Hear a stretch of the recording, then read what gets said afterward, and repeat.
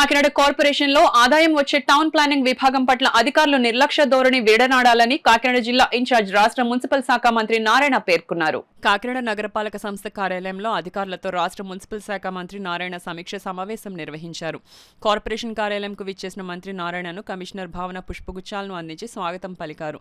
అలాగే అదనపు కమిషనర్ సుధాకర్ను, health officer doctor Prithvicharan, deputy commissioner మనోహర్ను మంత్రి నారాయణకు కమిషనర్ భావనను పరిచయం చేశారు. అనంతరం కార్పొరేషన్ ప్రత్యేక అధికారి జిల్లా కలెక్టర్ షాన్ మోహన్ అధ్యక్షతన జరిగిన సమీక్ష సమావేశంలో మంత్రి నారాయణ, కాకినాడ సిటీ రూరల్ ఎమ్మెల్యేలు వనమాడి కొండబాబు, పంతన్ నానాజీ, ఎమ్మెల్సీ పేరాబతుల రాజశేఖర్లు పాల్గొన్నారు. టౌన్ ప్లానింగ్ పై మంత్రి నారాయణ సమీక్షించారు. పెండింగ్ లో ఉన్న దరఖాస్తుదారులను పిలిచి వారి సమస్యలను అడిగి తెలుసుకుని వాటిని పరిష్కరించాలని కమిషనర్ను ఆదేశించారు. బిల్డింగ్ ప్లానింగ్ ను 2 రోజుల్లోనూ, లేఅవుట్ అప్రూవల్స్ ను 4 రోజుల్లో ఇవ్వాలని మంత్రి నారాయణ అధికారులను ఆదేశించారు. ఈ సమావేశంలో town planning DCP Krishnarao, manager Kari Satyanarayana, ఇతర అధికారులు పాల్గొన్నారు. వేస్ట్ ఎనర్జీ ప్లాంట్స్ పెట్టమని ముఖ్యమంత్రి గారు ఆదేశించారు.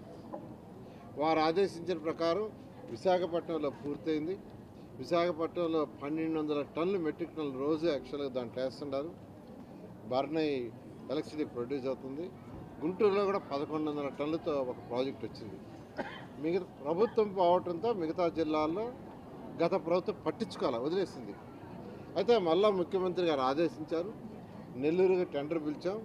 నెల్లూరు జరుగుతుంది. అంటే కాకినాడ రాజమండ్రి మధ్య ఒక ప్లాంట్ పెట్టడానికి అధికారులు సైట్ చూశారు. నేను కాకినాడ వచ్చేటప్పుడు సైట్ కూడా ఇన్స్పెక్షన్ చేసి వచ్చాను. దానికి కూడా ఈ నెలాఖరు లోపల టెండర్ పిలుస్తున్నాం. రాయలసీమలో కూడా మరొక 2 పెడుతున్నాం. ఇవన్నీ పెడితే రోజు 6700 మెట్రిక్ టన్నులు చెత్త వస్తుంది. అందులో 6000 టన్నులు ఈ యొక్క ప్రాజెక్టులోకి వెళ్ళిపోయి అది బర్న్ ఎలక్ట్రిసిటీ ప్రొడ్యూస్ అవుతుంది. కేవలం 700 టన్నులు పాలకొండ లాంటి దూరంగా ఉండేవాటిలో ఉంటుంది. దానికి కూడా వేరే మెథడ్లు అయ్యేటట్టుగా చేయటం జరుగుతుంది. కాబట్టి రాష్ట్ర ప్రజలందరికీ ఈ యొక్క చెత్తకు సంబంధించి మరొక 3 నెలల్లో ఒక పర్ఫెక్ట్గా 2014-19 ఎలా చేసామో ఆ విధంగా చేయబోతుందని తెలియజేస్తాం. యాక్చువల్గా రేపు జూన్ లోపల చేసేదని చేస్తున్నాం. కొన్ని కోర్టు కేసులు ఉన్నాయి. లోకల్ ఎమ్మెల్యేలతో, రాజకీయ నాయకులతో, అధికారులతో మాట్లాడాము. ఈ మధ్య వైస్ చైర్పర్సన్సీ ఖాళీలు ఉంటే దాదాపు 10 ఎన్నికలు ఫిల్ చేశాము.